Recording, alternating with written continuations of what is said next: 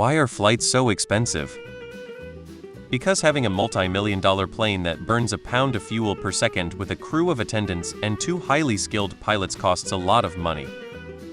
Honestly, you don't pay $400 for a half-empty flight and a free upgrade to first class. You pay $400 to arrive at your destination. Anything in between takeoff and landing is trivial. Why the fuck do I have to pay $400 for half-empty flights? Would you rather pay $400 for a flight that's so full that you have no elbow room? Like, why is the half-empty plane such a problem for you?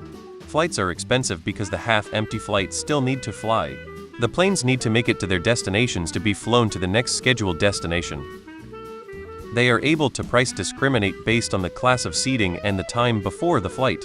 Someone who books a last-minute flight might be coming from a business account needing to fly out for an emergency, whereas someone booking far in ahead is likely less price-sensitive outside of holidays. Airlines have had decades to fine-tune their pricing schemes to make the most out of each flight. If they got into the habit of lowering the price until the planes filled up, then price-sensitive consumers would respond by not buying their ticket until it's discounted. American Airlines averages about 6-10 profit per passenger. It costs $400 per person, because the material and personnel cost to put literally tons of metal in the air and move you hundreds or even thousands of miles is expensive. If your flight was half empty, it probably ran at a loss. I can fly from Boston to Miami less than 4 hours for less than $50. To take a train would be 24 hours and cost much more. To drive by myself would take so long that I'd never do it. It only gets expensive when you fly really far or on infrequent flights with a bunch of connections. You should pay more for a full flight? They are running a business. Because you paid for it when it was that price. Should airlines be able to increase the price of tickets you've paid after you've paid for them due to high demand? Just be grateful for less issues with fewer passengers and getting the free upgrade to first class. I have a master's in aeronautics, yes, online riddle box checking for major, but one class we calculated the profit margin of an airline of our choosing. It was a few bucks per passenger. That's why all the big airlines are really basically a bank with premium credit cards. That's their profit margin. It amazes me that we are in a place in technology and cost efficiency that traveling across thousands of miles in the air for $400 is seen as expensive. I mean, it's crazy really. Flying used to be a very expensive luxury. It's now cheaper than driving in a lot of cases. Because lifting several hundred tons of steel aluminum into the air is an extremely inefficient way to travel. If it bothers you, write your senator to support high-speed rail. Math, economics, operating costs.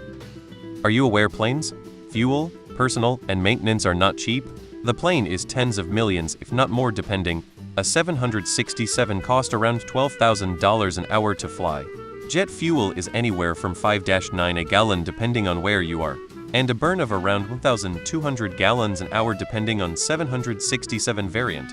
Long story short, modern air travel is expensive. Was it a small regional plane? 2x2 seating? Chances are it's the M175, which is tail-heavy and people tend to get upgraded on it. These regional planes are usually subsidized in the US to cover smaller airports. With guaranteed revenue, the carriers can charge an arm and a leg to maximize profit on those willing to utilize the service. Oh my god. Go look at Canadian airfare prices. You haven't seen anything yet when it comes to expensive. The real truth is airlines buy slots, both landing and gate time. If AA give them up, another airline can buy them and undercut them. Big airlines essentially keep prices high by literally stopping other airlines from being able to use airports. Odds are that half-empty plane is full on most of its other flights. It can't just skip that less popular one without not arriving at that destination for its next flight. There are imbalances in the way people move. So there may be a lot of people flying east on Friday and west on Sunday, but the planes have to fly back to pick up more people. Also, occasionally, some odd locations such as small out-of-the-way towns subsidize routes so that they can have a major airline servicing their region year-round. Those will often not be full if it's not peak tourist season.